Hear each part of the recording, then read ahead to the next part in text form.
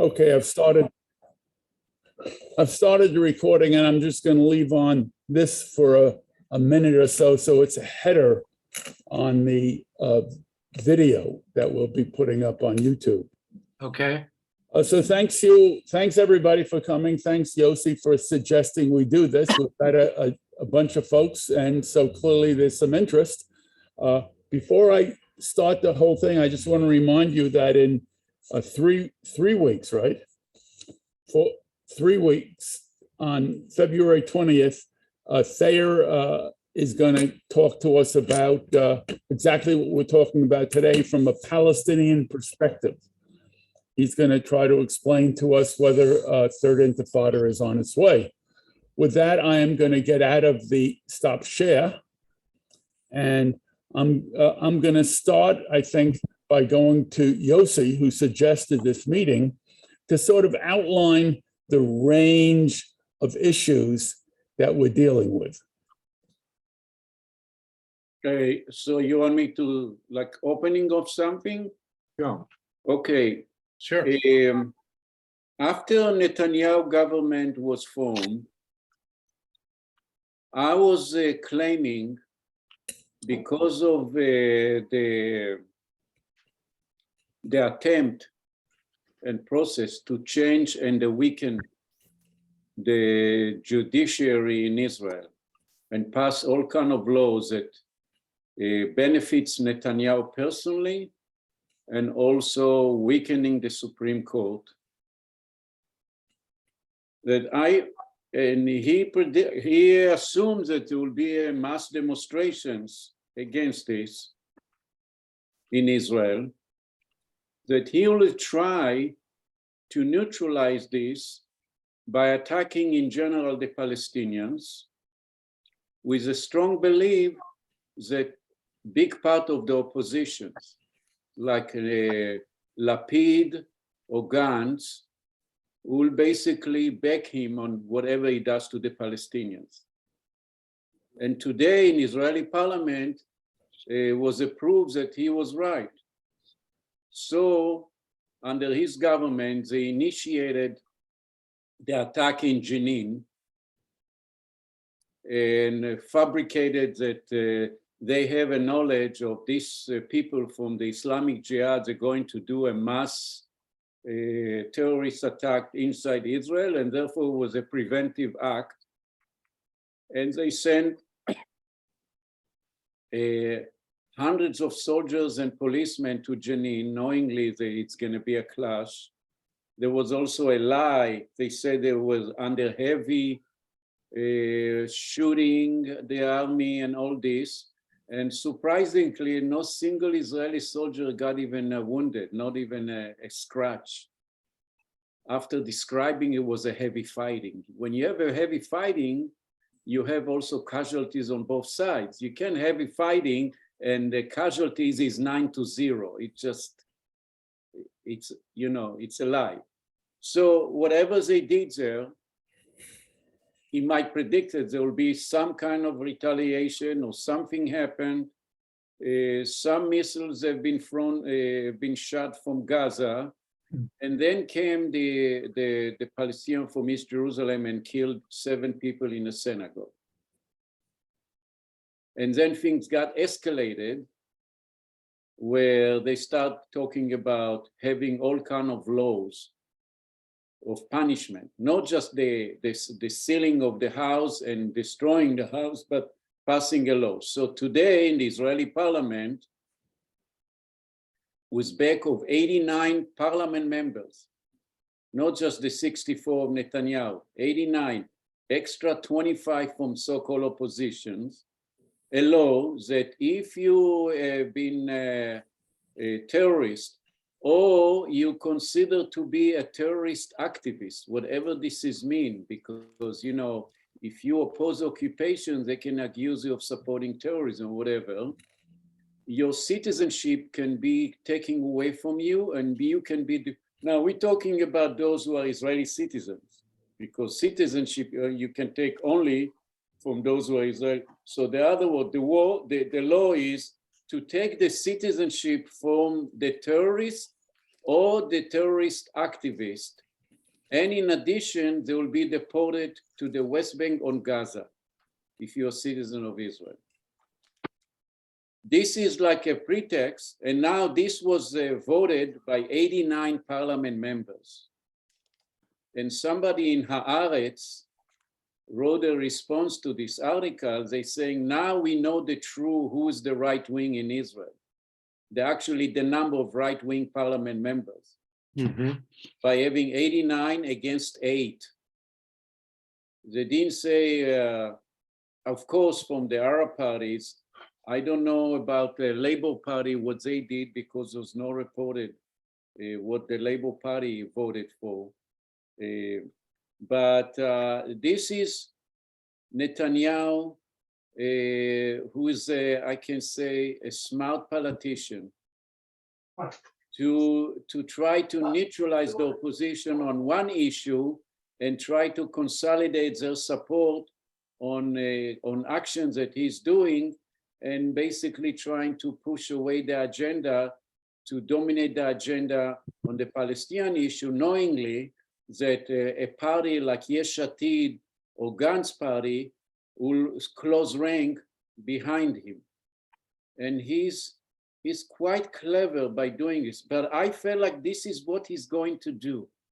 You see all these oppositions, you see this, where can he find unity with these oppositions? Of course, on the Palestinian issue, on the oppression, fighting terrorism and all this stuff, and making some very extreme anti-democratic law. It's passed in order to pass a law in Israeli parliament, you have to have 3 votes.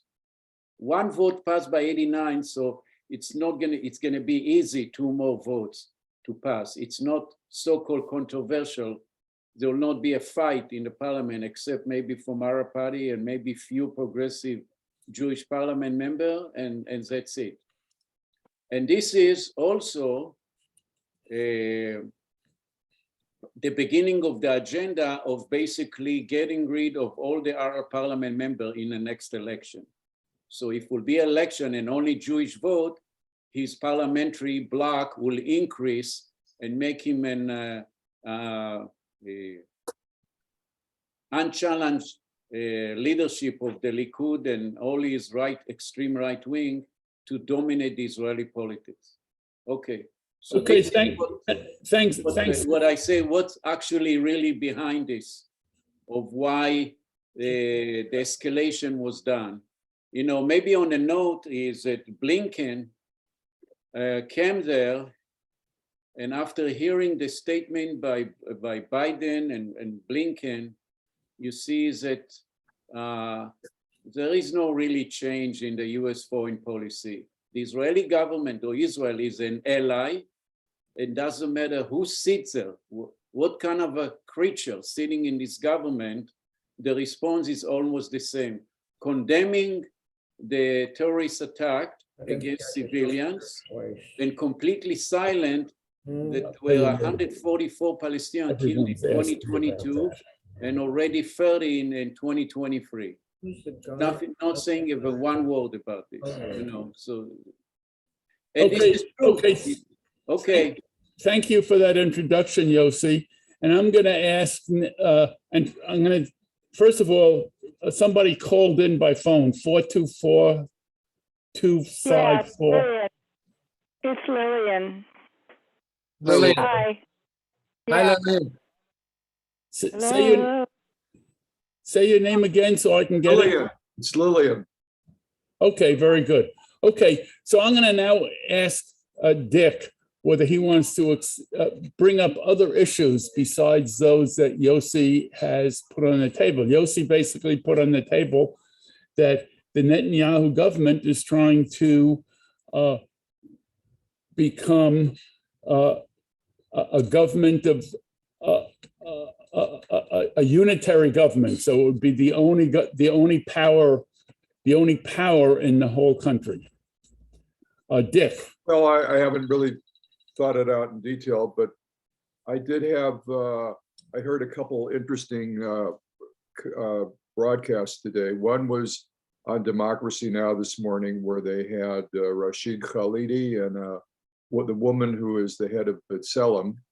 And they made the point that, well, yes, Ben Gvir and so forth, they're definitely fascistic, but the Netanyahu and his government are not fundamentally different than the governments that came before. You know, and they even made the point that in the United States, where they have really full support except for a little finger pointing, they still have broad and strong support from the United States. The weapons are still flowing. The diplomatic and immunity at the United Nations is still flowing, and it's been that way all along. So they made the point that the difference is more one of quantity than quality. They didn't think it was a qualitative change in the government. The other podcast I listened to was by Rania Khalek. She's an American who lives in Lebanon, and she talks, this one talked all about the Israeli, the situation in Israel, and she made points that were similar to Rashid Khalidi. So that would be my comment. How much is really a qualitative change and how much is a quantitative change? I think it's more, yeah, that's my remarks. Okay, before I call on Tony, let me ask Dick to expand on one little thing. When you say things are the same, that you're talking about international relations, the U.S.-Israel relation. Well, You're not talking about how it is for people living there. I mean, the occupation has gone on for 50 years. Gaza has been under basically siege for what, about 15 years. The people in the West Bank have been under military occupation with areas A, B, and C for, I don't know, 30 years. So that really hasn't changed. Where my son-in-law, who's going to talk in 3 weeks, grew up in a Palestinian village in the Galil. I mean, it was a totally segregated environment before, and it's a totally segregated environment right now. I mean, everyone in his village is Palestinian, and the only people who are not Palestinians live in a guarded fortress. It's like a settlement, even though it's in the Galilee and it's occupied by settlers. And they have zero contact or relations with anybody in the village that surrounds this settlement.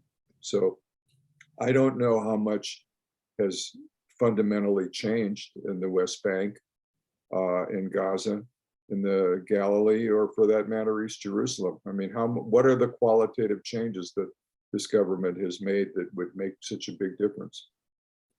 I think it's quantitative. I mean, they're more fascistic, but it isn't as if it's gone from black to white. It's more from dark charcoal to black. But the 100,000 or more people who came out protesting, the biggest protest in 20 years or 40 years. That's good. I admire that. Okay, Tony, you had your hand up. Yeah, today B'Tselem released a report that said that the number of Palestinians that had been killed by the Israelis in 2022 was the most since 2004. And it looks like at the rate that we're going, there's probably going to be the same, if not worse, murder ratio for this year. I mean, there's what, 33 people killed already since the first of the year? And this passage of this legislation that Yossi just talked about looks like a clear attempt to separate out those Israeli-Palestinian citizens who are in sympathy with any resistance to the Israeli state. I don't know exactly what it is. Thayer would probably be able to give us a better proportion, but I would estimate 25 to 30% of the people are in sympathy with resistance to the Israeli state. Whether that's in favor of a two-state solution or not, I can't tell. But it seems clear that that's an attempt to rid the citizenship of those people, especially when you see something like terrorist activist. I mean, how do you define that? Well, it's the people who are doing the arresting who define it. And you get arrested and you get put in jail and you don't see a lawyer and you don't know what the charges are. And if you don't speak Hebrew, you never read what the charges are. So I suspect that this is the beginning of, for lack of a better word, purges. And I think it's an institutional one.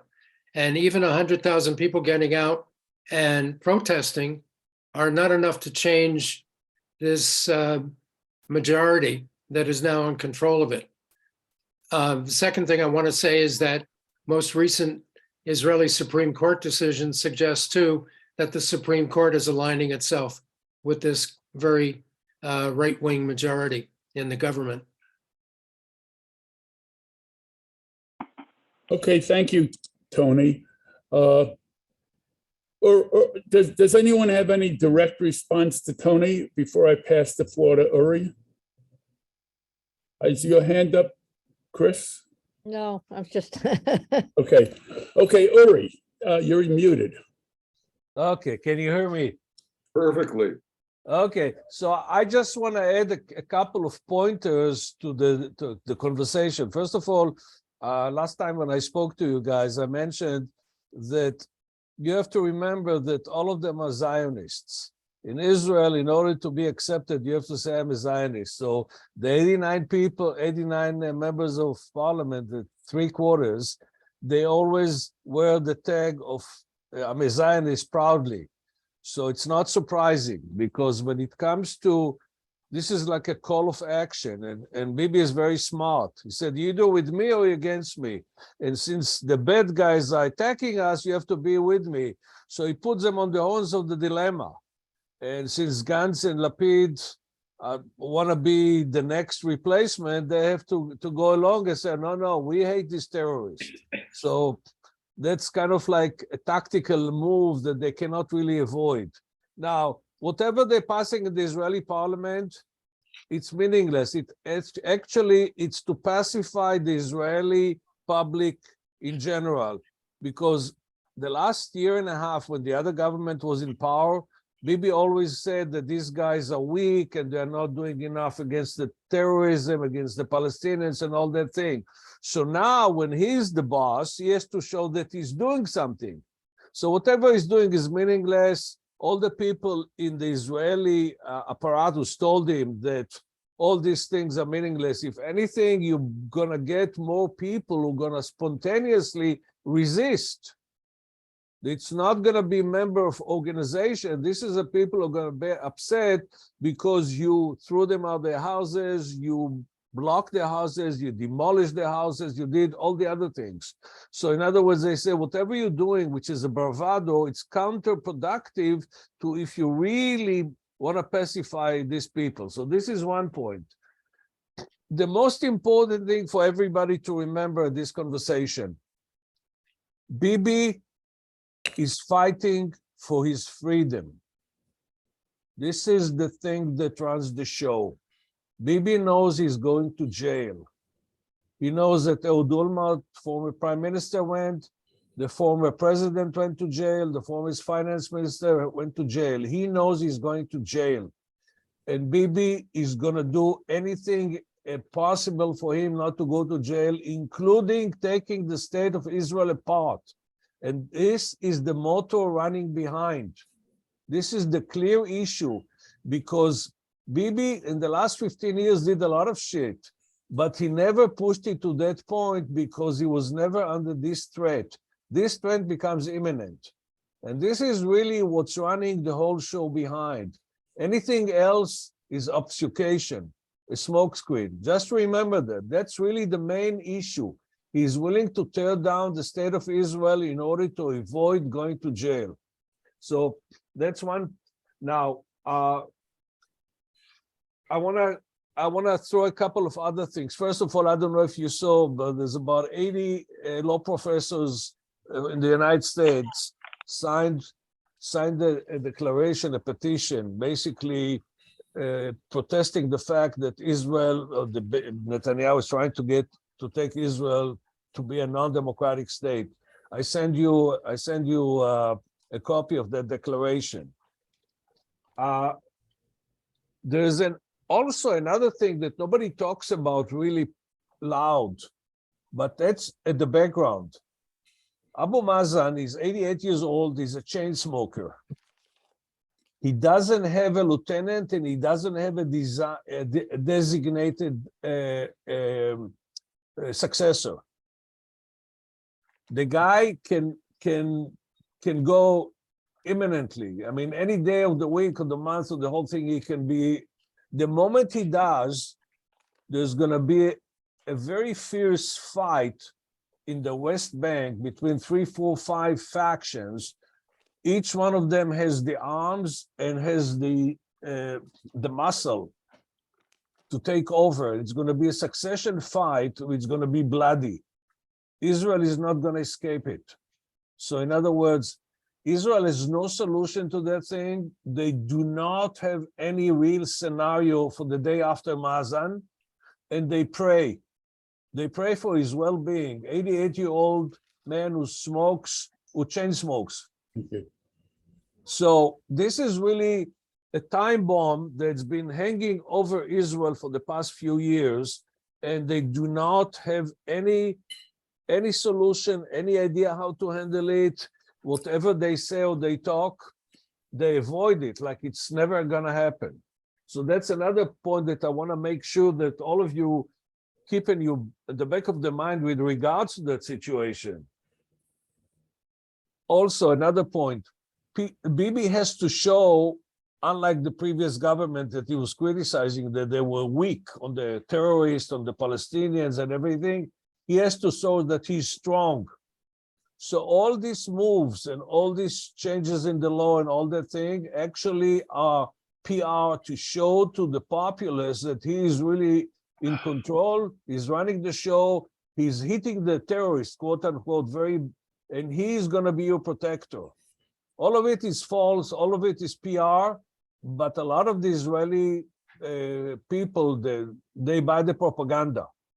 This is a pure propaganda because, as somebody said, 130 people were assassinated by the Israeli forces last year, which is kind of like escalation, as if Israel is trying to actually light fire on the West Bank to start a third intifada, because then all bets are off. They can do anything they want because it's a war.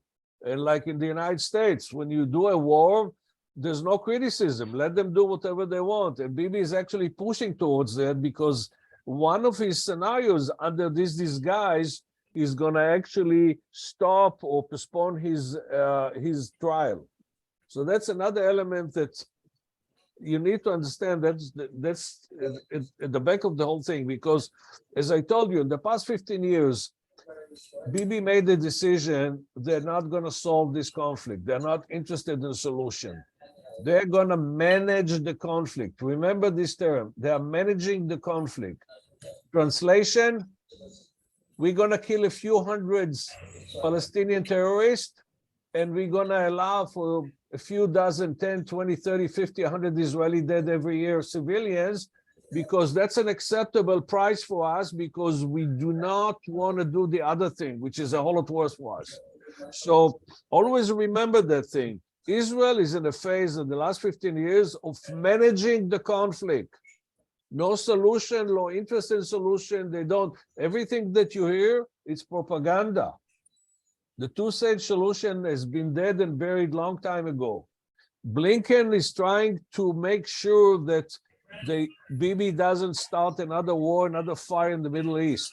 That's the last thing the United States wants to handle. They have enough on their hands with Russia, Ukraine, as it is. If you start a war in the Middle East and you get the Iranians involved, God forbid what's going to happen in the United States. So this is really the effort. They're trying to actually pacify something, figure some way I hope that Blinken is smart enough to do that, but I don't think it's humanly possible to do anything about it.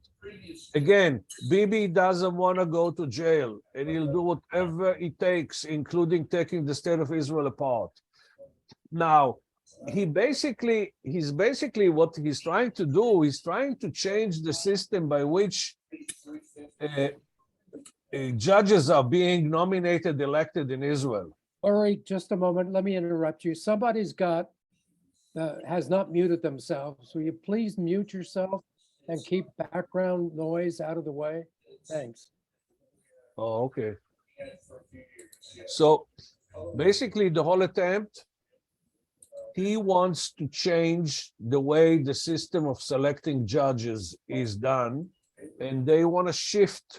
It was some kind of a compromise that they did 70 years ago, by which they kind of gave the political people some say, but ultimately they didn't give them the ultimate say. The way he's doing it is basically shifting.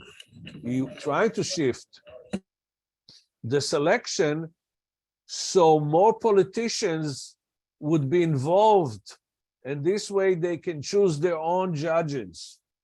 And if you know anything about democracy, this is the most delicate thing. If you have fair judges, and this is, in my opinion, what saved us 2 years ago from the attempt on January 6th, we had enough fair-minded judges. Israel is trying to change the whole thing, and in Israel, it would be a whole lot faster. Most of them will cooperate willingly because. So this is just a few pointers that I just wanted to throw into this thing, into this conversation, for people to carry the back of your mind, because that really explains all of a sudden, because Bibi, the last 15 years, he was trying not to do anything too radical. Right now, he threw in the gauntlet. Now he's doing anything he needs to do. So thanks.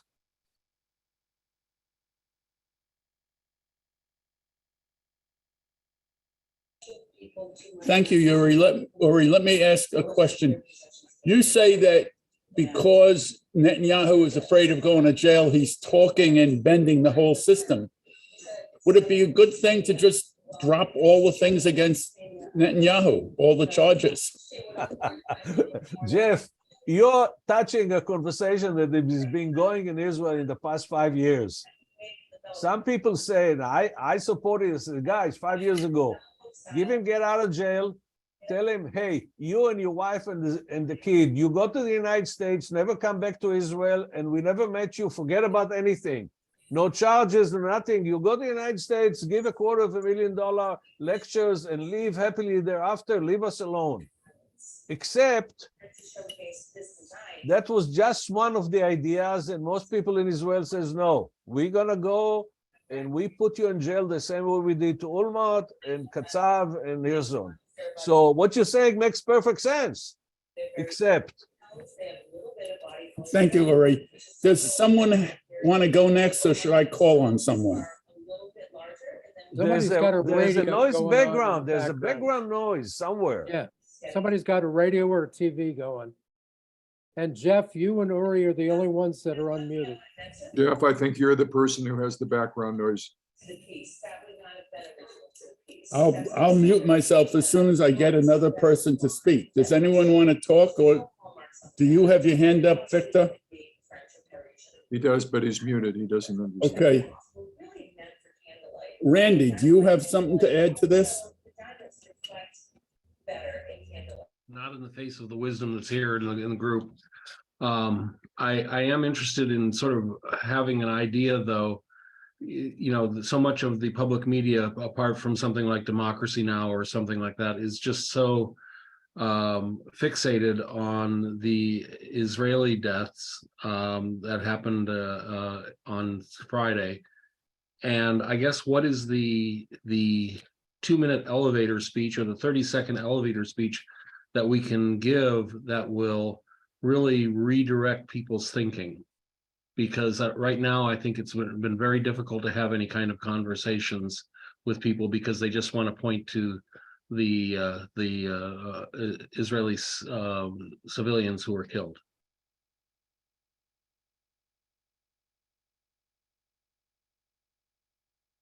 Okay, does anyone want to answer the question, does the protests, let me ask the question first, sorry.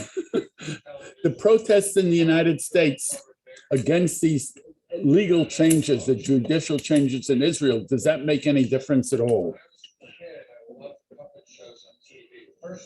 Uri, take it away. In my opinion, it's marginally influencing because one of the things that Bibi reads very well, he reads the newspaper, he reads the media, he understands the media, and he realizes the winds are shifting. And so it's marginal. Now, the 30 seconds conversation, I think that if you want to do something like that in the United States, Randy, you need basically to explain to people that the Israeli-Palestinian is akin to the whites killing the blacks in the United States because they can and they can get away with it. At least, generally speaking, in the bigger picture. It's obviously it's not true all the time, and things have changed in the last 5 years, and Floyd and all that thing. But essentially, since Rodney King or even before that, black people are being killed, and pretty much there are no consequences. Similar to that conversation, that's what's happening. The Israelis are killing Palestinians, and when you kill a Jew, my God, you have to stop the world. When you kill a Palestinian, it doesn't count.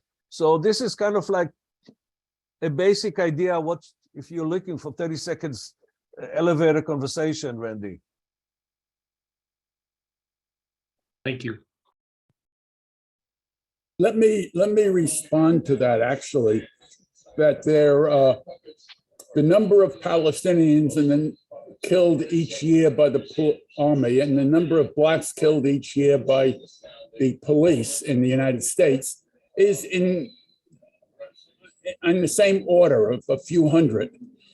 But there are 42 million blacks in America, and there's only 7 million Palestinians. So there's a factor of 7, and it doesn't fit that well together. Okay, Chris, do you have anything to say? Victor, you're unmuted. Jeff, can you hear me? Jeff, can you hear me? We can hear you, We hear you. Victor. Okay. Oh, thank you. I don't, I'm just very interested to hear what everyone else has to say, but I think that all of you have a lot more information, and that's what I'm listening for.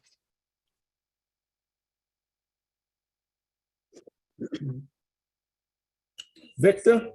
Yeah, can you hear me? Yes. Oh, good. I just want to clear the definition of what means terrorism. The Palestinians are not terrorists. They are, how we call it, resistance. That we call it, they are resisting the occupation. The Israelis are the terrorists. We have to put it clear. They are resisting the terrorism of the occupied army. That's what I call it. That was the same in Europe, and we have the same thing here. They were resistant, and Germany was a terrorist. We have to make the definition correctly. They came to right now to, we call it, I'm trying to, I have to speak in English, in Spanish to understand Hebrew. Okay, I'm confused in language. Two representatives of the American government came to Israel, and in the moment they came, Israel attacked Iran, attacked Syria, and that is a fact. So that's a fact. There's no argue about that. That's a fact. They're denying, no denying it, but it's a fact. The Israeli and the American are preparing an attack to Iran.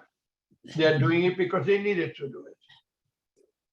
And in order to control what we call it, the Middle East, in order to control the Middle East, we have to control Iran and the Hezbollah in Lebanon. And this is a fact also. So we're preparing to attack Iran one way or another. We are practicing. Israel are practicing with the airplane attack in continuous. So there's nothing new if it's going to be a war between Iran with the help of the United States. That's a fact also. So it's not that the previous government was doing the same thing. Nothing changed. Bibi just it's just following what he's supposed to obey. There's two kinds of Israel. That is true. One, obeying the United States, everything they want, and the other one, they want to, the other side, we want to create the imperial of King David, and they can do it because they got the weapons, they got the strength, and they got anything they can do it, and the money to do it. So, if anybody want to discuss this fact, please discuss it because it's a fact. I leave it up to you. I'm done.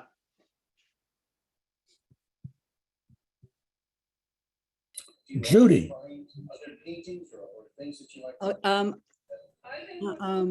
Okay. I wanted to say, sort of responding to Dick, I know this is always his point for years and years, but I also heard the democracy, I read it later, but yes, they made the point that things are the same, but I think they were also very concerned that things are getting worse and that the court thing would make it worse, and that there's even more killing now, and you can call that quantitative and not qualitative, but I think you represented that show as there being, well, there's really nothing different now, but I think that they agreed that there were things different and getting worse. And then I have a completely different point. I know everybody here, one of you experts told me long ago that Yossi Alfer, I don't know, this guy is no good and he's bad. But I kind of read that a little bit. And he made some really weird points. He said that one of his main things was that Israel could have done much worse, and they were really kind of restrained in their response. And he had all these reasons, one being the visit by the ambassador and other reasons. But he made his point about Davos and their economic guy that went to Davos and came back and said, you're going to get punished internationally by the banking things if you don't stop this and tone this down. And so he was, I don't know, I'm just reading what he says, but he says somebody's already pulled all their money out of Israel. And that's a really point. And all the economists in Israel kind of agree with him, but wouldn't really say it. And so I just that's my thing, that Alfer, I don't know, you know who he is, anybody? I mean, but this Davos thing, he said that's going to be the only thing that's going to stop Israel is economic concerns from the world economy. I'm done. thank you, Judy. Uri, before I call on you, I want to see whether Ruth has anything to add. This is rifle from my grandfather, Houston, Montana. I wrote to my relatives some months ago, telling them that I had seen a particularly heinous video of a settler going after Palestinians and an Israeli woman, Jewish woman. And I said to her, Ruth, before you continue, can everybody mute so we're not going to hear the background except Ruth? Because we hear this background. So if you don't speak, maybe just mute. Jeff has muted himself. That's where the noise is coming from. Sorry, Ruth. and I had suggested to her that we're coming up to 75 years and the feelings are getting even more intense. Palestinians seeing they're in even worse shape, and I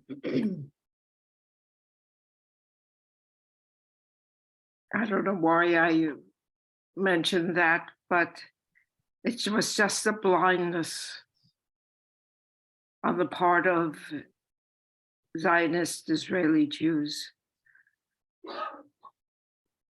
that they didn't see and could feel. Well, got angry at me, you know, And I said I was hoping our family wouldn't be involved in such heinous things. So she was insulted that I would even suggest that the 75 members of my family who are there would even, participate in such a thing. They're Orthodox for the most part. But Randy asked about an elevator speech. And the only thing I could think to say is it's coming on 75 years. And they're in worse shape than they have ever been. And so the feelings are just so much more intense. And it just hasn't been recognized by the Israeli Jews. They don't know what the Palestinians suffer through. They just don't know. Thank you, Ruth. Pay attention.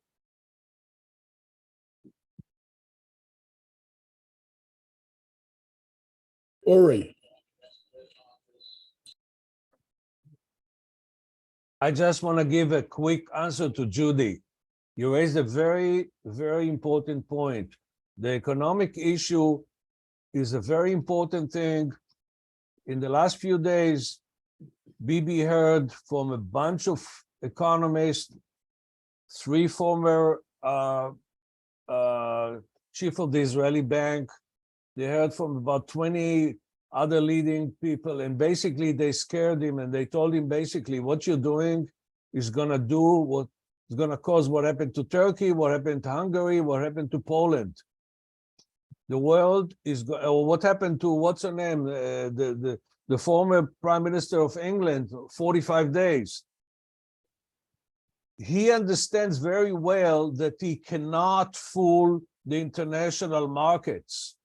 And once the international market decides that you cannot get even fair justice protecting rights of ownership, this is really what the markets are concerned, they're going to pull the money out of Israel. And all the bluster of Bibi and all the changes in the Knesset are meaningless. It can actually bring Israel to its knees. And this is, Bibi understands it very well. And the proof, a day later or 2 days later, he came out with a very strong statement to the newspapers denying everything that these people tell. He said, you are creating a panic and all that thing. That means it registered, he understands it, he's scared. That's the thing that scares him the most.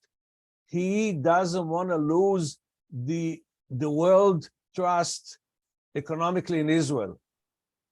And this is really a point that you mentioned, Judy, which is a very relevant point, because they are putting the pressure exactly there. And he heard it already, and it's a drip, but it's going to get a whole torrent of water. So that's thank you, because I just read this, and of course I didn't really even quite understand it, but this guy was, and so I'm so glad you told exactly the details, because thank you for clarifying that, because even he very powerful point. He kind of outlined it in general too. So I'm glad for the information. Judy, where did Yossi Alper give this statement?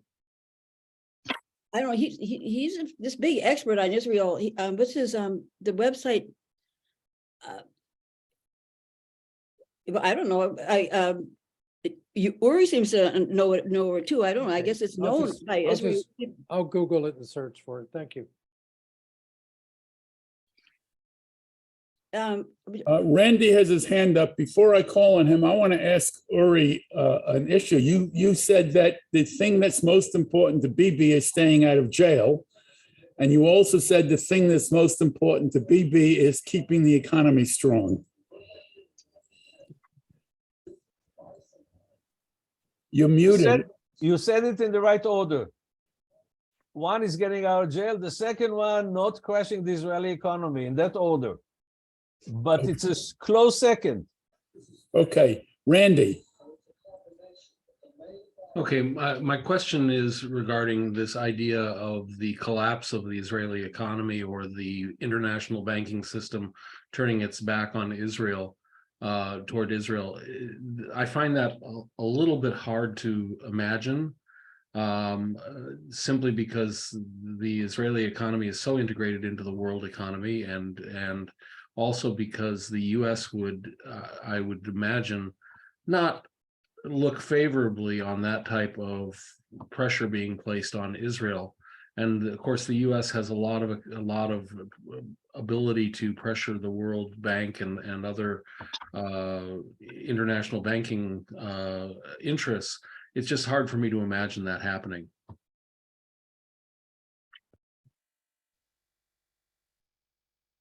Okay, Yossi has his hand up, and so does Tony, but I saw Yossi's first, so Yossi, you go.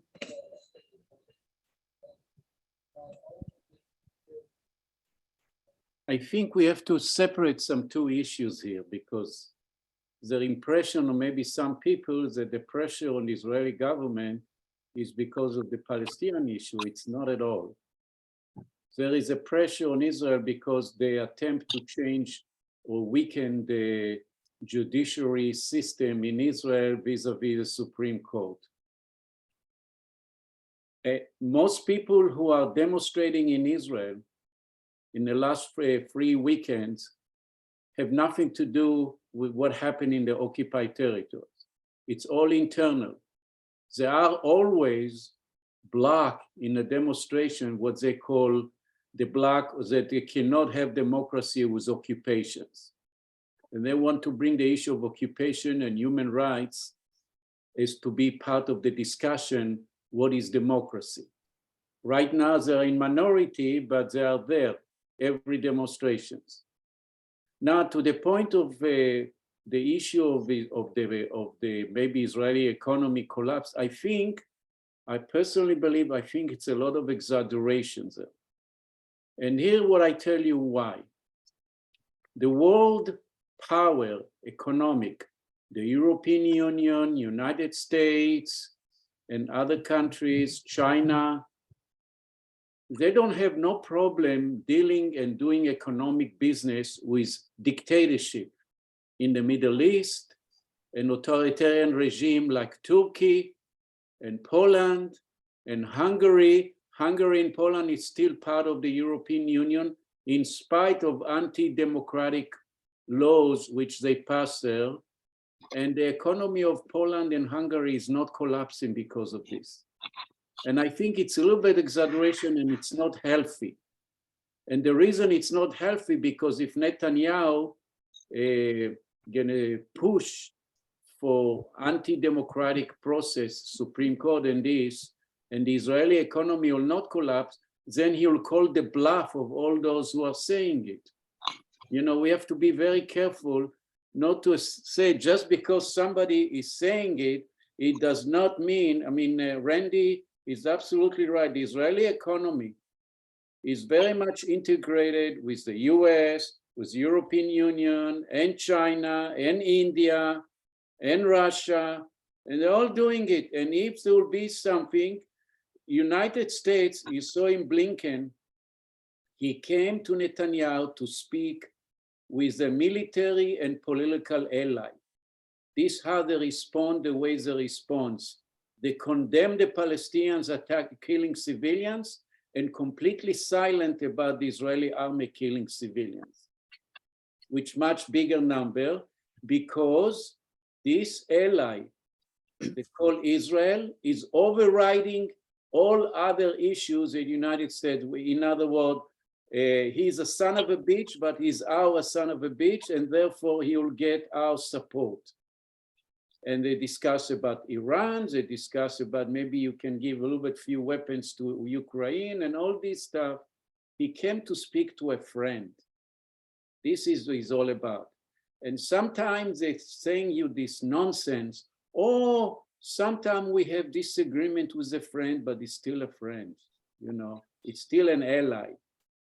And I don't think that this ally, the economy of this ally will collapse just because they will make. Today, Netanyahu succeed in very important. I know that Uri said it's not meaningless. The attack of the Palestinians in East Jerusalem, he's not even a citizen of Israel. Most Palestinians who live in East Jerusalem, they're not citizens. They're permanent residents, and he was not. But the law applied to Israeli citizens. And to who? To a Palestinians who are Israeli citizens.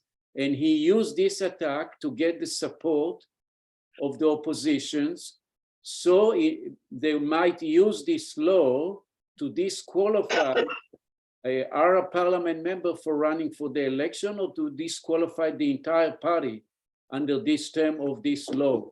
This is really what behind this. So when come to the next election, he's going to increase the majority from 64 to 74 in order to have consolidate power. And those fools from Yesh Atid and Gantz, because they are anti-Palestinian by themselves, they voted what he wanted.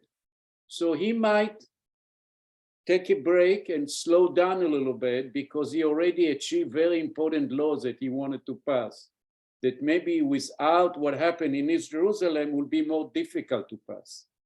But right now he used this very well, very effective to pass this law, which is unprecedented in Israeli history, to take people's citizenship under pretext of fighting terrorism. It never was before like this. And even to deport them to the West Bank and Gaza, and Israeli citizens. And he knows exactly why they're doing it for the next election, so they will not run or whatever, to disqualify them. And you'll find, he's very much aware about the criticism, so he might slow down a little bit. And, they're already 1 month in power, and so far they did not touch the Supreme Court. They did not change. The only meaningful laws they pass is what happened today, which is anti-Palestinian law.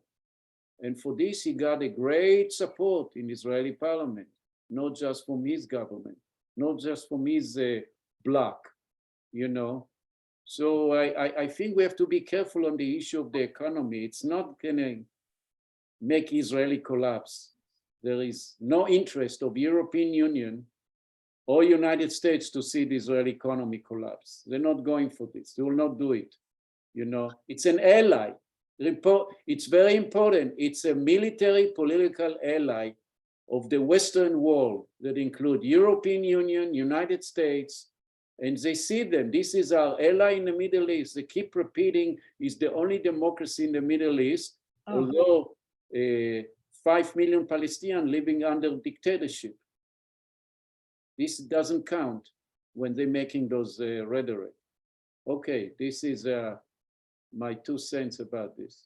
Is this judge thing going to go through for sure? I mean, What? court, the thing about the court, is that going to go through that? And it's just they have the parliamentary majority of 64, but in what speed Netanyahu going to push it? This is, he's very clever. He sometimes know where is the boundaries, and he's using it, and he's testing every day the boundaries. And today he capitalized of what happened in East Jerusalem, and very quickly passed this law against Israeli citizens. Nothing even to do with Palestinians in occupied territories.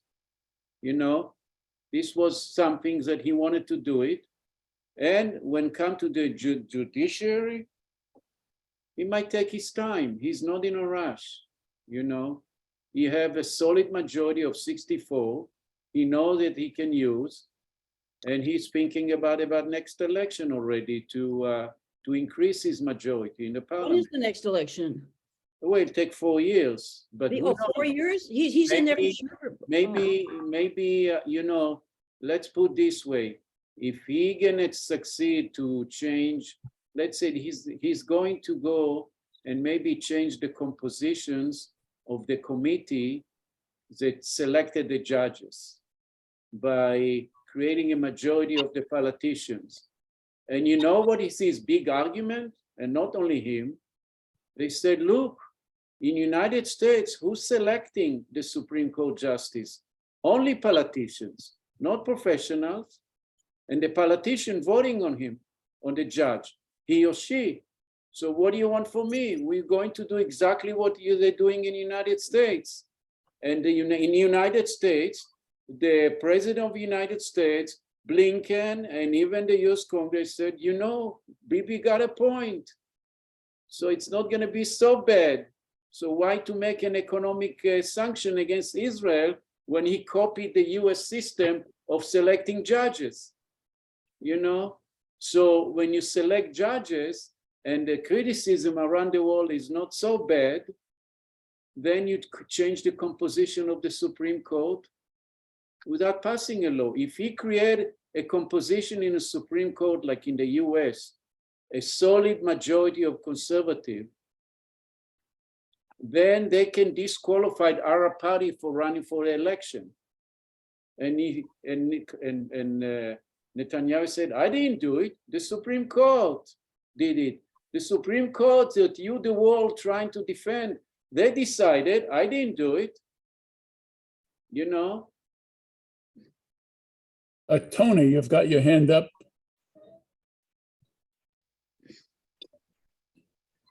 Yeah, I'm sorry. Took so long. Let me put my hand down. Just a couple of things, Judy, from my reading of it, the Israeli Knesset has got a little bit more control over the Supreme Court decisions than the United States Congress does.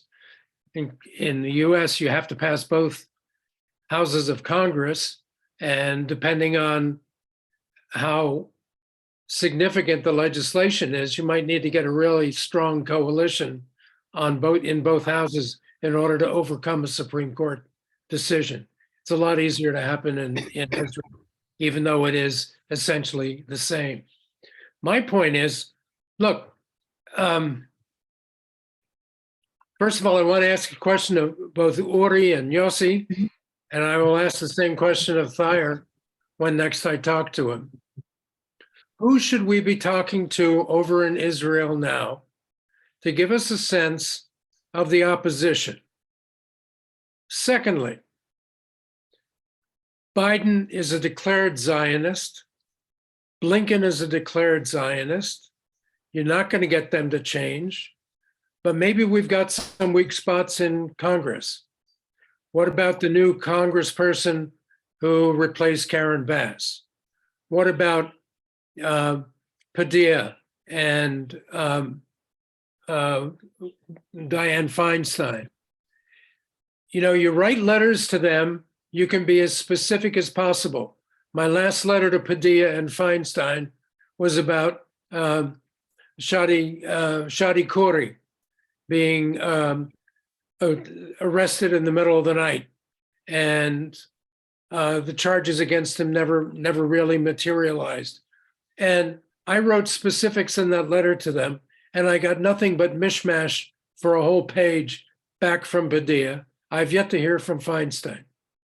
I think what we should do is a concentrated effort to start working on one or two issues that we find significant, start drafting letters, or at least outlining letters that each one of us can then modify, given our own information and our own feelings about things, and just start inundating these damn people with it and trying to get some kind of response from them or set up a meeting with them. You're not going to change things in Israel, but you might be able to change things here in the US. And you got to start somewhere. If Feinstein doesn't run again, Katie Porter might be a logical person to go after. So Katie Porter wins. it certainly wouldn't be Adam Schiff, because I know Schiff enough when I lived in Glendale. He ain't going to back off from his support for Israel. So that's all I've got to say. Well, I strongly support your idea, Tony, of becoming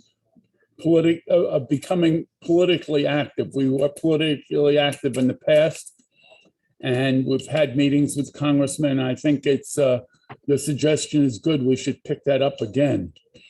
And in fact, Tom Friedman says the only influence on what Israel is doing to itself is, he says Biden, but it's basically the American people who will be pushing Biden. Anyway, Dick, you got your hand up. I'm going to talk a little bit about Tom Friedman first.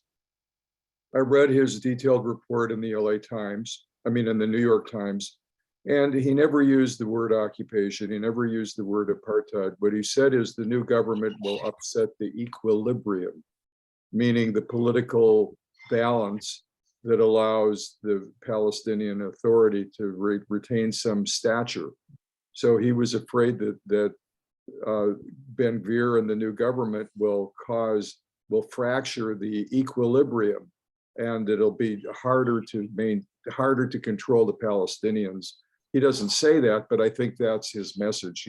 I know he had a whole long discussion with Peter Barnard, and I want to hear that because Peter Barnard, I'm sure, will really push him hard to find out what he meant.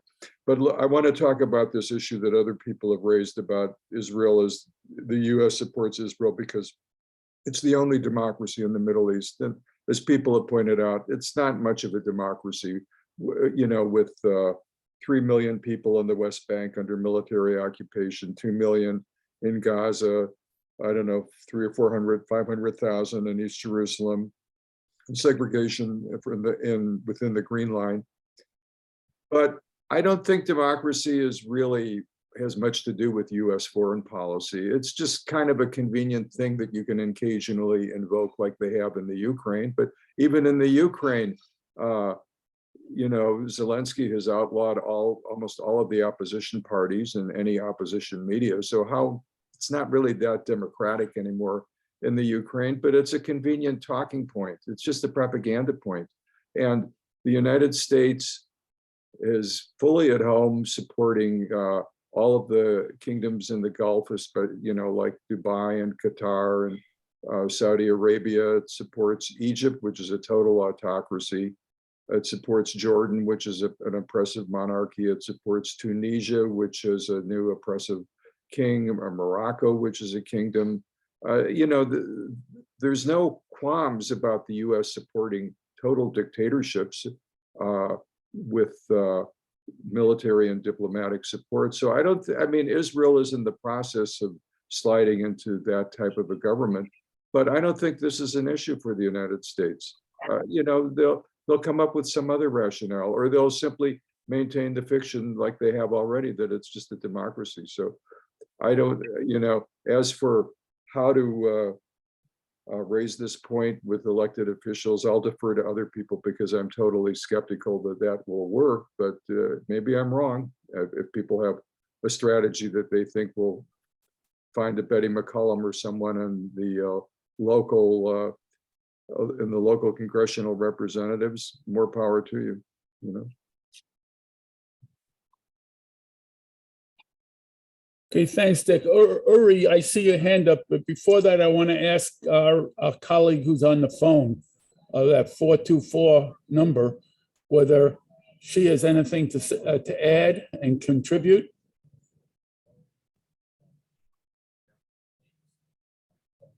Okay, no answer there. So Uri, the floor is yours. So first of all, Dick, I agree with you. I'm skeptical about that conversation also. The United States is running an empire. So whether you're a dictator or not, if you play along with them, that's fine. So I'm skeptical that any of the politicians we know will make the big difference. Now, the whole state of Israel got rattled because all of a sudden they moved the cheese of the white Jews. The white privileged Jews, all of a sudden they realized that the cheese was moved, and it was moved by people they don't like. And this thing was moved for the purpose of supporting about 20% of the religious, and at least half of them are very ultra-Orthodox, and they're basically a heavy burden on the Israeli economy. So I think this is really the trigger. You're right. Yossi was right about saying that most of the people who came to demonstrate couldn't care less about what's happening in the West Bank. There's a small fraction, and they try to isolate them because some of them even dare to show the Palestinian flag in an Israeli demonstration.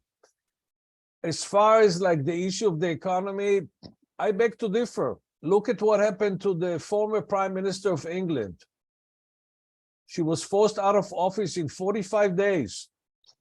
And the pressure of the international market, it was not anything that any politician did.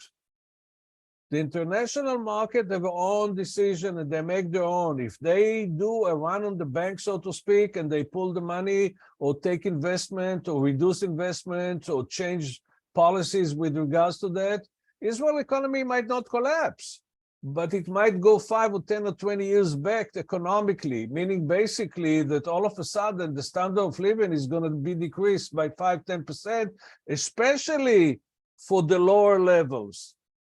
The half of the Israeli populace was struggling as it is right now. So that's why I say, hey, Israel is not going to collapse, no, but they can suffer economically, and this is a big thing. The suffer economically in Israel is not going to be tolerated well if they point the finger at Bibi. So that's my opinion on this thing. Now, I basically tell the Israelis, the camel never sees its own humpback. The Israelis ignore the fact that there's 55 years occupation of the West Bank, and that the Israelis, the nice Israelis, are doing it. Every once in a while it breaks out, but generally speaking, most Israelis don't want to know about the West Bank. They don't care about the West Bank, and most of them say, if you need to kill them all. We don't care. There's a small group of Israelis, small percentage of people who really care. The rest of them, for them, the West Bank is a conversation they don't want to have. You move the cheese, all of a sudden they cannot fly to Europe because they don't have the ability to get visas, or they have to jump through hoops. Or God forbid, the United States will tell them we put a quota of how many Israelis can come with visa to the United States. Different ballgame. Remember, I told you jokingly years ago, if the European Union wanted to actually impact Israel, they basically don't give the Israelis the visas to come to see the soccer matches in Europe.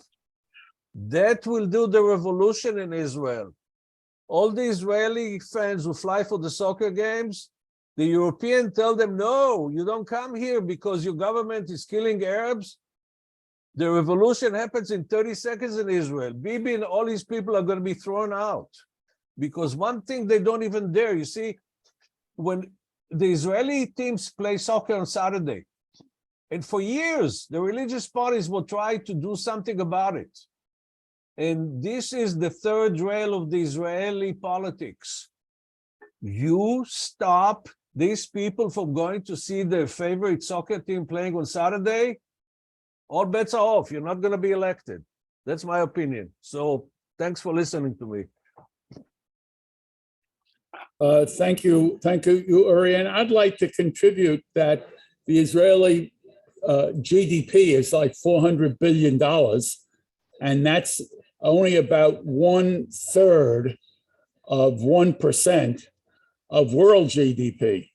So the Israeli economy is only 1/3 of 1% or so of the world economy. And as Uri says, it doesn't have to collapse, but if money leaves, if the bankers pull their money out and they don't invest, Israel still will have a high-tech industry, which will be tied into the world economy, but there'll be a price to pay.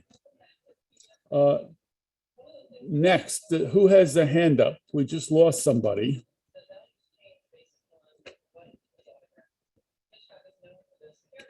Okay, if no one has their hand up, Judy. On the suggestion that we write to people and try to get people in Congress to act, another thing, I hate to quote this guy again, but anyway, it's Americans for Peace now, APN, where Yossi Alfer is. And I don't even read it that much, but at the end of his column, there's this thing that some woman does where she lists everything that is on the record in Congress, everything that's up in committees, every single thing that they're doing that has any relation to Israel. And like one of the things, this was a couple of weeks ago, I was shocked because comments that people have deliberately put on the record, lots of them from Democrats, all saying Israel has a right to defend itself, anything that, I mean, this was before the recent stuff, but after a lot of other killings. And there's a whole lot of stuff going on in Congress that, I mean, all the time, there's like 10 things or 20 things coming up in committees about Israel, mostly from the right wingers and the Republicans, about what we should do and weapons and how we should help Israel. But it was just disappointing to see all these comments from sort of, some of them were liberal Democrats. But I mean, I don't think you can do in Congress. Everyone except for Ilhan Omar and maybe that other person from Minnesota, nobody says anything about Israel. They can't do it. I just don't believe in it. But it is interesting, this thing that goes on at the end of the APN column, and APN blog or whatever it is, that the stuff that's going on in Congress. I mean, it's like 50 things going on that she'll report once a week. So Yeah. Thank you, Judy. Thank you, Judy. I'll look it up. I have a question though. How do they pick this place? Is it Jenin? Is that how it's pronounced? How do they pick that place to go and just attack and kill a bunch of people? That's my question. Jenin has been a center for activism for years. Yeah. So that is the main center of activism in. It's a main center of activism. It's a very conservative Muslim city. Ironically, it is where the Freedom Theater, one of the only pure Palestinian dramatic endeavors, is taking place. It was founded by Juliana Merkamis, who was a very outspoken opponent of the Israeli occupation. He was sitting in a car waiting to pick up his son, and he was assassinated, shot through the head. No one has yet found his assassins, but the Freedom Theater is still alive and ongoing and trains young Palestinians, much to the chagrin of the conservative Muslim communities who don't believe in things like drama as a way of stating a message. If you look up Freedom Theater in Jenin, you'll find some more information about it. But as Randy said, Jenin has been a center of protest for many and many a year. I've never even heard of the city. It shows how much I know. So you learn something new every day, kiddo. I sure do about Israel. That's for sure. It's all bad almost. That's nice, but everything else. One more thing while I have the floor. Did anybody read the ADL statement, Jonathan Greenblatt's thing, what he said? Oh my gosh, it's horrible. I mean, it's all about the poor Jews that were killed and the horrible terrorists, and it's right. And not even a mention of what was done to the other, first to their side. I mean, to the Palestinians. Well, I mean, that's the typical response. You know, anytime you always get, you know, a missile was fired from Gaza and hit a building in a southern city in Israel, and the Israeli jets go in and, you know, bomb a few buildings, kill a dozen people. Nobody ever talks about that retaliation. It's always the terrorism sending over the rocket. Mm-hmm. Which has absolutely nothing in common with the aiming ability that the Israelis have on their rockets. What does ADL stand for? Anti-Defamation League. Anti-Defamation League, yeah. I just forgot for a second. Thank you. Yeah. Okay, Randy has his hand up and Yossi has his hand up. And let me just add about, there's been several comments about whether it does any good to talk to Congress. And it's the only leverage we have in this country. So we've got to do it. It's a long road, but indeed, with enough popular support, Congress does change. So anyway, let's go to Randy. Well, I'd say that the second thing along with pressure on our government has to be building public awareness.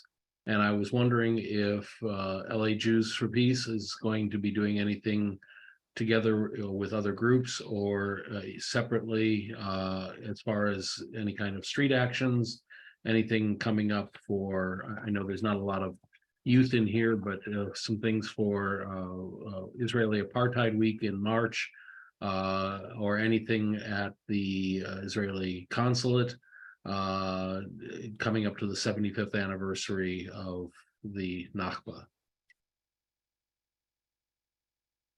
I'll answer, though I don't speak for LA Jews for Peace, that we're interested in supporting things, and we sign on to letters.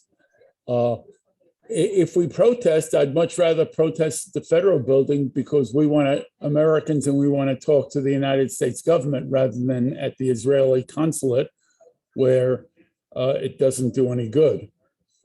Anyway, let me pass the floor to Yossi, who had his hand up. Yeah, I agree with Tony that we should go and try to talk to some US politicians. I don't have the illusion that they will come out on the front line and openly criticize Israel, but at least you will know there are different voices here, which is good by itself. You know, Katie Porter, I hope she'll be a senator, not Adam Schiff. She seemed like a decent person. I don't know if she have the juice to challenge the US foreign policy as a new senator, but at least we can find an avenue to talk to her. At least she can hear people like us. What do you have to say? Because she is a fair person, at least from what I saw, fighting big corporations in the United States. This is her main thing. So it's worth a shot. We don't have too many options in the United States. And this is one option. If they're willing to listen to us, we should do it. You know, I just wondering, Tony, what exactly Padilla answered you? Because he said it was a mishmash of something. What does this mean, the mishmash of something? What did he say? You're mute. I know I'm mute, but there's a piece of information across the top that is keeping me from hitting the mute button and unmute button. By mishmash, I mean that he sent me a letter which started talking about how we've been allies and friends of Israel. He never addressed the specifics of my letter. I was talking to him about Shadi Khoury. I was talking to him about people being arrested in the middle of the night, being beaten up, being brought to jail, and never knowing what the charges are. And he never, ever, ever addressed it. The letter goes on for a full page and a half. I got the same letter, Tony. Oh, okay. Yeah, we can compare. Maybe it's not even his writing. Maybe there is a... No, I'm sure it's not.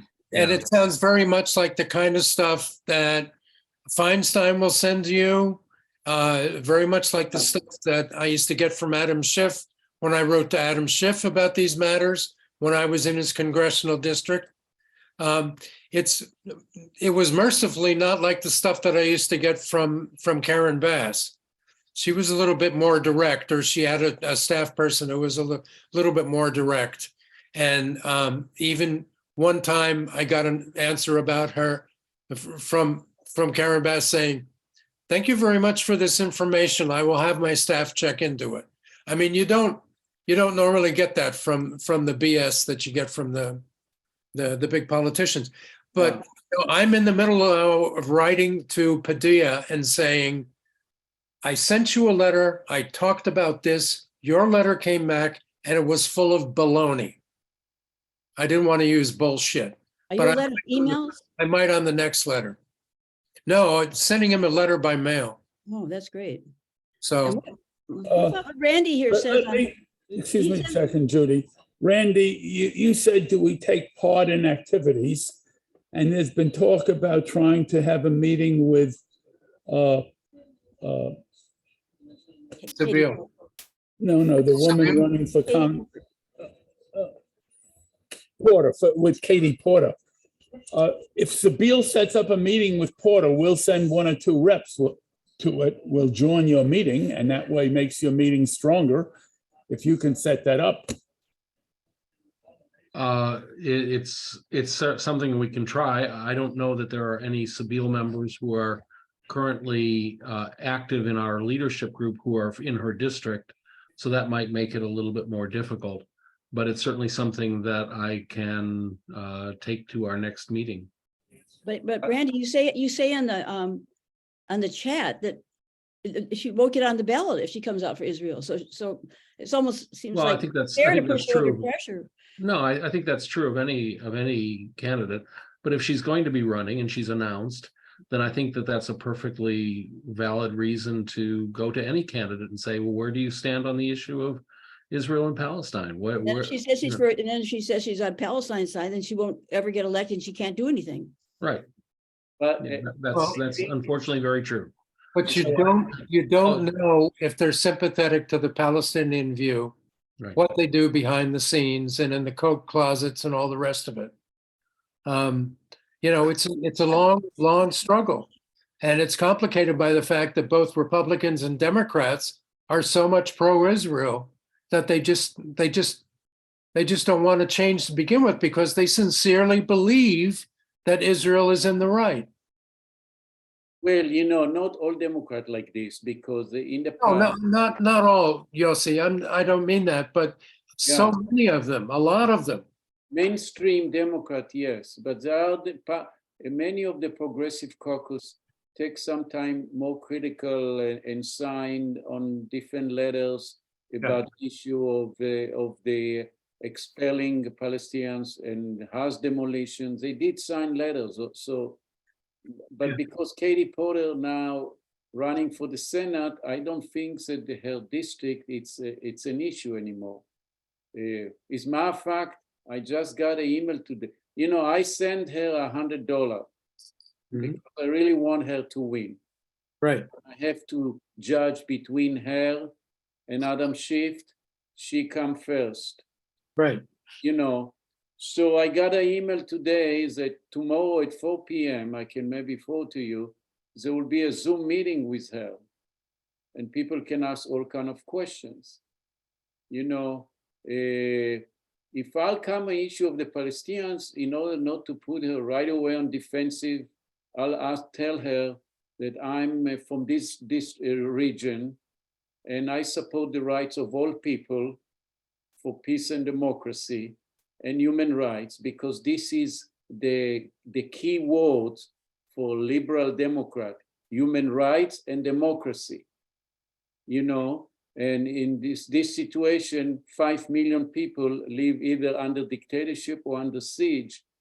If she think it's a fair way of dealing with people, that people live for 55 years under dictatorship, military dictatorship, where the land is taken.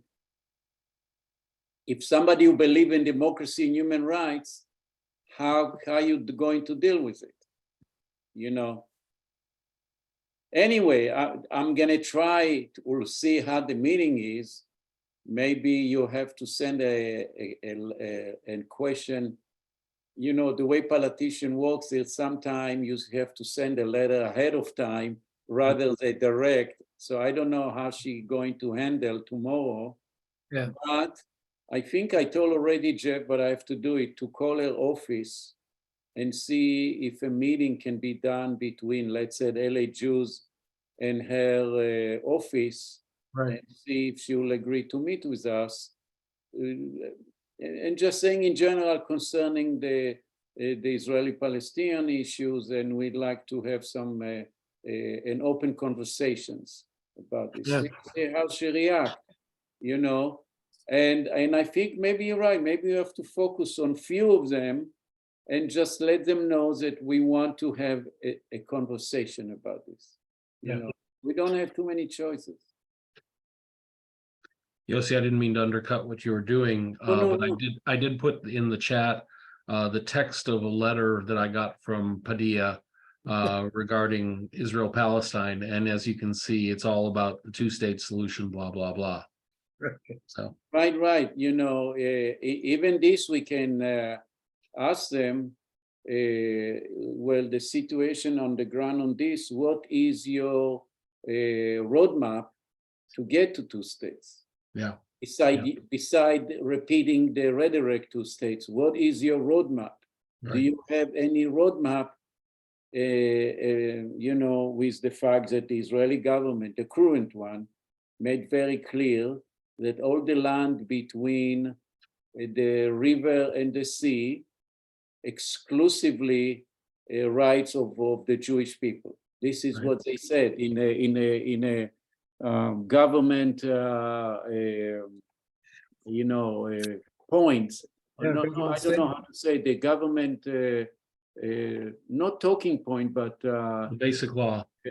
no, not basic law, basic ideology or understanding that they declare that all the land of Israel is exclusively only the Jewish people have a right. And Netanyahu himself made that statement. And this is a policy. So how can you due to this reality, what is your roadmap to get to the two states? You know, just beside repeating the talking point, two states. Yeah. You know, It's very interesting just to bring in something, but you know, last month the former Prime Minister of Germany, the woman, I've forgotten her name, revealed that the whole Merkel. Minsk agreement that was struck in 2014, 2015 was really just a delaying tactic, and they really weren't serious about it. And anybody who's studied the whole two-state solution can see very clearly that that whole thing is just rhetoric to cover up what actually was going on, which is an expansion of the settlements and eventually getting to Netanyahu saying it's all of Israel from the river to the sea. I mean, he was very clear about that. Well, at any rate, I have got to go. okay, I'm pledged. I'm gonna call her office. Okay. Yeah, send me that email, Yossi, so I can see about signing on to that Zoom meeting. Who else want?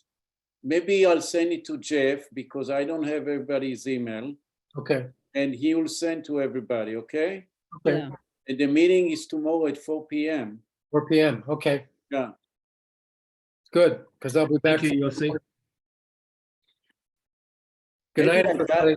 maybe I received it because I gave her $100. So maybe Yeah, I gave her $100 too, but I haven't gotten any invitation. maybe check your email because it just came very recent. Oh, okay, I'll check my email again. Yeah. Give her a couple thousand, maybe she'll answer. Judy, thanks for the reference to APN. Well, I'd forgotten where Yossi Alver was from. Yeah. I got also email from him. He's for a long time a commentator for Peace Now. I just want to tell you that Peace Now is an organization in Israel move more to the left because in the past they were also trying to be careful not to deal with this, but many organizations, human rights organization and Jewish Arab organization and most of them, they form a block in every demonstration. They said, if you want to be part of the block under the slogan, there is no democracy with occupations. Mhm. This is their main slogan. And I saw the name of the organization. So every human rights organization, and then I saw Peace Now in Israel also sign on this. So they part of this block, you know. Good. Maybe they will understand now after what happened and the laws they make. Already saw, at least in Haaretz, I don't know how much it's really reflecting. But after they passed the law today, I mean, no law, they need 2 more votes, but it's gonna pass. Yeah. A lot of people who wrote, it's a response to article, it's very common in Israel, the people responding to articles, opinion, or whatever. And they said, you know, it's just showing they criticize Lapid and Gantz voting for it. And they said, where is your democracy? Is this your democracy denying Israeli citizenship? And you're going with Ben Gvir and Netanyahu? Shame on you. Yeah. You know, you're attacking them, and here you are following them in anti-democratic law. And the people who approve it was like 10-1, who said, yes, yes, you're right. So, you know, I don't know how much, but it might make some impact of many Israelis who come to those demonstrations, and they will feel maybe uncomfortable with very extreme anti-democratic law, you know. Yeah. Yeah, I'm going to check out what 972 has got to say, and I'm going to send off a communication to Hagai Matar, see what he's got to say. I just saw an article by him in Hebrew Uh-huh. about the A demonstration. local call? Huh? A local call? Yeah, on local call in Hebrew, right. Okay. Okay, so Gotta go. after I talk to the office of Katie Porter, I'll let you know how the reaction is. Good. I'll check my email. Okay. Thanks for putting this together, and I'll talk to you tomorrow. Bye, Tony. And, Okay, so thank you all for coming. This was a very interesting chat. And I'll have the recording, I'll have an email within a couple of hours with the recording. Okay. Jeff, can I say something real quick? So I've been meaning to ask, Jews are allowed, how do they prove you're Jewish when you go into Israel? I mean, if I want to go to Israel, how do they know I'm Jewish? You bring a letter. Hey, they've just asked me when I've come. They just ask you, are you Jewish? And you say yes, so anybody can say yes. Yeah, but I think some of them saying you bring a letter from your local rabbi, and this will be. I don't have a rabbi. Well, no, Judy's talking about, if you want to be a tourist, all you got to do is say what you No, I want. want to be a citizen. If you want to become a citizen, you're going to need a letter from your rabbi. Yeah. Get a letter from your rabbi, you're going to need a birth certificate. You don't need if you don't have a rabbi, it's not so difficult. You go to any rabbi, even a progressive rabbi, and they Birth will. certificate doesn't say you're Jewish. No, it shows where you were born and with the rabbi's testimony. Okay, I'll have to find a rabbi if I want to become a citizen. Good luck becoming a citizen. You really want to do it, Judy? No, I just occurred to me, how do you know someone do it? They let in Jewish people. I mean, If you do live in Jaffa, please keep your sanity. my daughter had a boyfriend. His name was he had a Jewish name and he had looked Jewish. He was totally not Jewish. I mean, it just occurs to me that that was one of her boyfriends once. But I want to tell you something interesting. You know, as you know, I'm a member of the Abraham Initiative Board. In last meeting, last May, I met one of the staff members. She's an Arab woman who lived most of her life in Australia. Her parents immigrated to Australia when she was maybe 4 or 5 years old. So now she have an Australian accent, and they came back, and now they live in Haifa. And she kind of, so she called the Israeli Absorbent Ministry, you know, the one who deal with the new immigrants. And she told them, look, I'm a daughter of returned citizens. I want to know what is my benefits. Oh, you'll get this, and you'll get this. And she said, sounds good. And then they said, what is your name? She gave them, of course, names that have an Arabic name.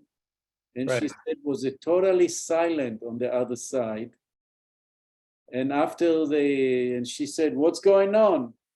I'm a returned citizen. And they told her, you know what? I think you have to go to another institutions. We're not going to, you're not qualified. And then she asked him, because I have an Arabic name? And she said, was totally silent on the other side. You know, because the Ministry of Absorbing New Immigrants, they don't say that benefits it's only for Jews only. It just said returned citizens. So she came with an Arab family, returned citizens. And she said they were so, and she called them again, and they were just in disarray the way they talked to her. They just couldn't handle her, you know. So in other words, her parents were 48 Palestinians? No, they immigrate to Israel in maybe in the 70s, to Australia in the 70s or 80s. But they had been Israeli citizens. Yeah, from Haifa. They just returned from Haifa after being, I don't know, 20, 25 years in Australia. Now she's a young woman in her mid-30s, and she's working for Abraham Initiative on the international department because of her good English. But she just told me the story, you know, while we're sitting in a bus. You know, if you look at her, you think she's a good Ashkenaz Jew because she's very light-skinned, blonde, and with Australian accent, with Arabic name. Yeah. You know, so anyway, it was just amazing. So when, you know, stories like this, it's good to tell liberal Jews in the United States.